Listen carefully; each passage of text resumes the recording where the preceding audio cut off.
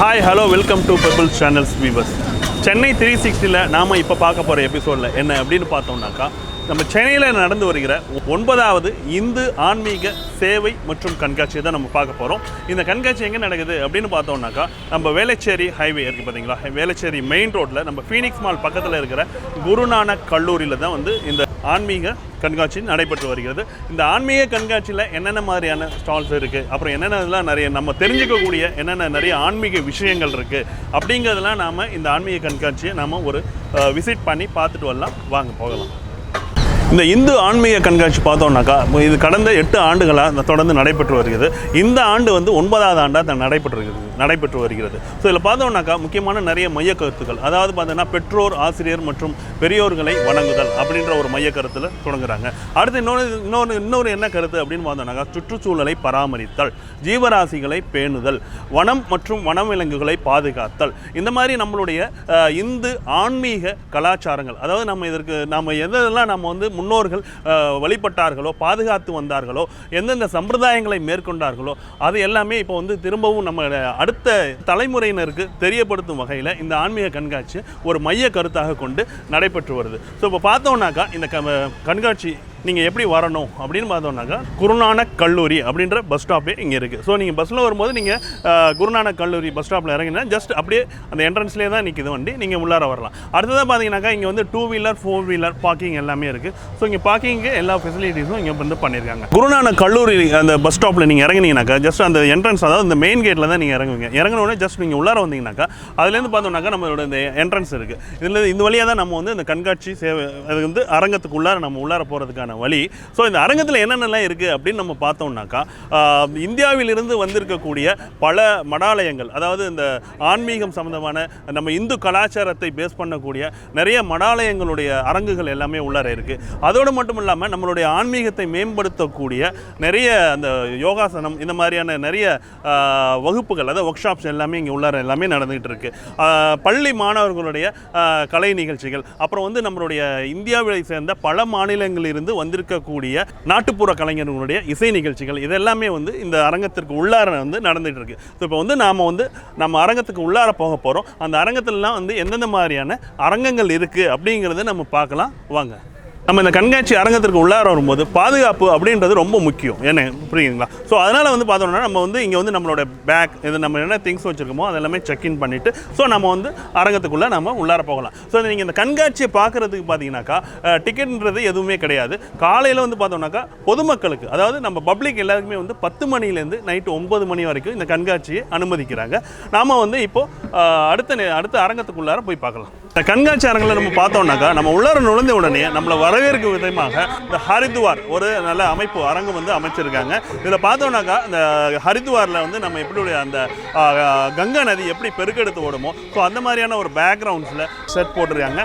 அடுத்ததாக பார்த்தோம்னாக்கா, இந்த கோமுக்கு பக்கத்தில் இருக்கிறது பார்த்தீங்கன்னா, அந்த கங்கையினுடைய பிறப்பிடமான அந்த கோமுக்கு அதோடைய அமைப்பும் இதில் இருக்குது. ஸோ ரொம்ப அருமையாக நம்மளை வந்து அரங்கத்திற்கு உள்ளார நுழையும் போதே நம்மளை வந்து வரவேற்கும் விதமாக அரங்கமாக அமைச்சிருக்காங்க.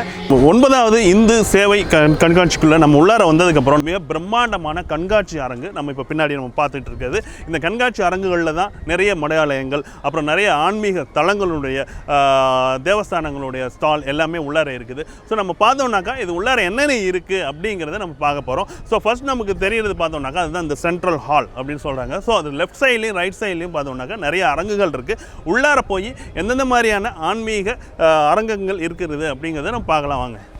நம்ம வந்து இப்போது கண்காட்சியினுடைய மெயின் ஹாலுக்கு வந்து நம்ம இப்போ உள்ளார வந்து நம்ம வந்திருக்கோம். ஸோ இப்போ பார்த்தோம்னாக்கா, நம்ம நிற்கிற இடம் வந்து இந்த ஹாலில் வந்து என்ட்ரன்ஸில் நம்ம நுழைஞ்சது உடனே என்ன இருக்குது அப்படின்னு பார்த்தோம்னாக்கா, சென்ட்ரல் ஹால் அப்படின்னு சொல்லுவாங்க. ஸோ இந்த சென்ட்ரல் ஹாலில் வந்து என்னென்ன ஈவெண்ட்ஸ் நடக்குது அப்படின்னு பார்த்தோம்னாக்கா, நீங்கள் வந்து தினமும், அதாவது இந்த பெற்றோர் ஆசிரியர்களை வணங்குதல், இந்த மாதிரி நிறைய நிகழ்ச்சிகள் இருக்குது பார்த்தீங்களா. ஸோ அதனுடைய ஈவெண்ட்ஸ் எல்லாமே இங்கே தான் நடந்துகிட்டு இருக்குது. ஸோ இப்போ பார்த்தோம்னாக்கா, இந்த இடத்துல பார்த்தீங்கன்னா ரொம்ப அழகாக வந்து 63 நாயன்மார்களையும் அழகாக வந்து நம்ம தரிசிக்கும் வகையில் இங்கே வச்சுருக்கிறாங்க. ஸோ நாம் இதை வந்து நம்ம தரிசித்து வணங்கி விட்டு ஸோ இங்கே வந்து நீங்கள் வந்து லெஃப்ட் சைட்லேயும் நீங்கள் வந்து நிறைய ஸ்டால்ஸ் எல்லாமே இருக்குது, அதுமாதிரி ரைட் சைட்லேயும் நிறைய ஸ்டால்ஸ் இருக்குது. நீங்கள் எங்கே வேணாலும் நீங்கள் வந்து பார்த்து நீங்கள் வந்து உங்களுடைய ஆன்மீக அனுபவத்தை நீங்கள் வந்து பெற்றுக்கொள்ளலாம். இந்த சென்ட்ரல் ஹால்லே வந்து பார்த்தோம்னாக்கா ஃபஸ்ட்டு இருக்கிறது பார்த்தீங்கன்னா கௌதம புத்தர். ஸோ அந்த புத்தனுடைய அந்த படம் வந்து அழகாக வச்சுருக்காங்க. அதேமாதிரி பார்த்தீங்கன்னா மகாவீரர், ஆதிசங்கரர், குருநானக், ஸோ இவங்களோட அதாவது நம்மளுடைய இந்தியாவில் தோன்றிய ஆன்மீக மத குருக்களுடைய படங்கள் இந்த சென்ட்ரல் ஹாலில் இருக்குது. ஸோ இந்த சைட் பார்த்தோம்னாக்கா 63 நாயன்மார்கள்,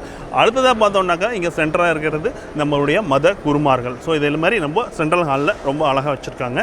கண்காட்சி அரங்கத்துக்குள்ளே நம்ம உள்ளார நுழைந்த உடனே வந்து சென்ட்ரல் ஹால். ஸோ அதுக்கப்புறம் பார்த்தீங்கன்னாக்கா ஏல ஆரம்பிச்சு ABCD, ஸோ இந்த மாதிரி நிறைய ரோ இருக்குது. இப்போ நம்ம நிற்கிற இடம் என்ன அப்படின்னு பார்த்தோம்னாக்கா ரோ நம்பர் A, நம்முடைய காஞ்சி காமகோடி பீடம். ஸோ அந்த ஸ்டால் அந்த பெவிலியனில் தான் நம்ம நிற்கிறோம். ஸோ நீங்கள் பார்க்குறது வந்து காஞ்சி காமகோடி மடத்தினுடைய பெவிலியனில் நம்ம பார்க்குறோம். ஸோ இங்கே பார்த்தோம்னாக்கா அவங்களுடைய இந்த சேவைகள், இந்த இந்து மதத்துக்கான ஆன்மீக சேவைகள் என்னென்ன செஞ்சுருக்காங்க அந்த மாதிரிலாம் நிறைய டிஸ்பிளே பண்ணி வச்சுருக்காங்க. அடுத்ததாக பார்த்தோம்னாக்கா நம்மளுடைய மகா பெரியவருடைய தத்துருவமான சிலை இங்கே இருக்குது. ஸோ நீங்கள் வந்து நேரில் பார்த்தீங்கன்னாக்கா மகா பெரியவரை அதாவது நேரில் தரிசிக்கிற மாதிரியான ஒரு சந்தோஷம் நம்ம மனசுக்குள்ளே உண்டாகும். ஸோ நீங்கள் அதையும் வந்து நீங்கள் வந்து பார்க்கலாம். ஸோ அடுத்து பார்த்தோம்னாக்கா அவங்களுடைய இன்ஸ்டிடியூஷன்ஸு, அவங்களுடைய ஹாஸ்பிட்டல்ஸ் என்னென்ன மக்களுக்கு சேவை செய்கிறாங்க அப்படிங்கிறதெல்லாம் இங்கே வந்து அழகாக டிஸ்பிளே பண்ணியிருக்காங்க.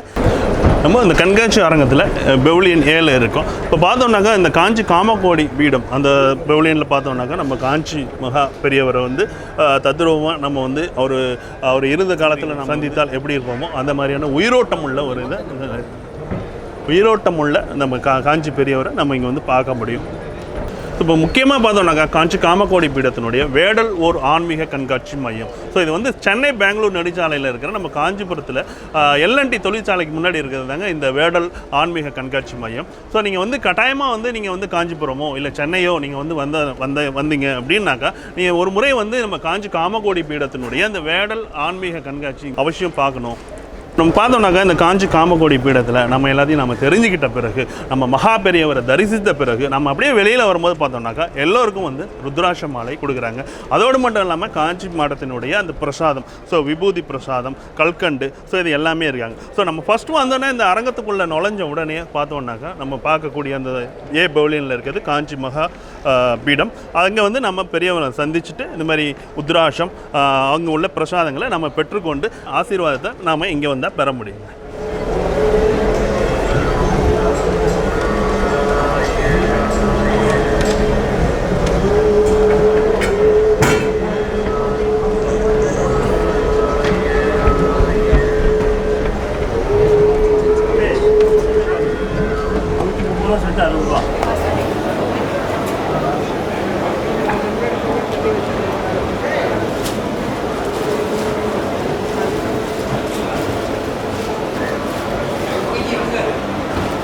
இந்த ஆன்மீக சேவை கண்காட்சியில் நம்ம பார்த்துட்டு இருக்கிறது பார்த்தோம்னாக்கா நாட்டு மாட்டு சாணம் மற்றும் கோமியத்திலிருந்து தயாரிக்கப்பட்ட இந்த அழகு பொருட்கள், அதாவது இந்த அலங்கார பொருட்கள் எல்லாமே இங்கே வந்து இருக்குது.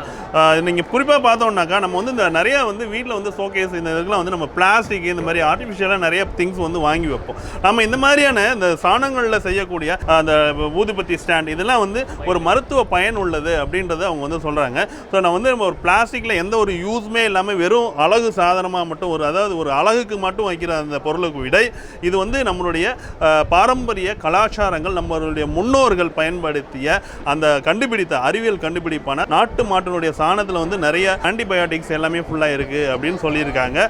ஸோ அதை வந்து நாம் வந்து இந்த மாதிரி நம்ம இந்த பொருட்களை வாங்கி வைக்கிறதுனால ஆன்மீக ரீதியாக லக்ஷ்மி கடாட்சம் அப்படின்னு கூட சொல்லலாம், அல்லது அறிவியல் ரீதியாக ஒரு ஆன்டிசெப்டிக், அதாவது நோய் எதிர்ப்பு தன்மையுள்ள பொருட்களை நாம் பக்கத்திலே வச்சுருக்கிறதுக்கான ஒரு நல்ல வாய்ப்பாக வந்து இருக்கும் அப்படின்னு அவங்க சொல்கிறாங்க. ஸோ இந்த கண்காட்சிக்கு வந்தீங்கன்னாக்கா நீங்கள் இந்த மாதிரியான ஒரு அரங்குகளில் வந்து நீங்கள் பார்த்து உங்களுக்கு தேவையானதை நீங்கள் வாங்க முடியும். நம்ம நிற்கிற அரங்கம் என்ன அப்படின்னு பார்த்தோம்னாக்கா ஸ்ரீ ராமகிருஷ்ண தபோவனம்.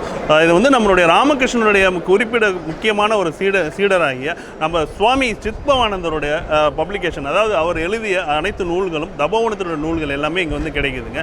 குறிப்பாக சொல்லணும்னா இந்த ராமாயணம் மகாபாரதம், நான் ஏற்கனவே அந்த புத்தக கண்காட்சியில் சொன்னது மாதிரி அந்த மகாபாரத்தை நாம் வந்து எளிமையாக படித்து புரிந்து கொள்ள வேண்டும், இதில் நிறைய கேரக்டர்ஸ் இருக்குது, எப்படி நல்லா ஞாபகம் வச்சுக்க முடியாது அப்படின்னு சொல்கிறவங்களுக்காகவே ரொம்ப எளிமையாக எழுதின புத்தகம் தான் அது வந்து ராமாயணம் மகாபாரதம். அதாவது இந்த சித்பவானந்தருடைய ராமாயணம் மகாபாரதம் அப்படின்ற இந்த நூல் வந்து அறிமுகம், அதாவது முதல்ல மகாபாரதத்தை தெரிந்து கொள்ளணும் அப்படின்னு படிக்கிறவங்களுக்கு ரொம்ப பயனுள்ள ஒரு நூலாக இருக்குது.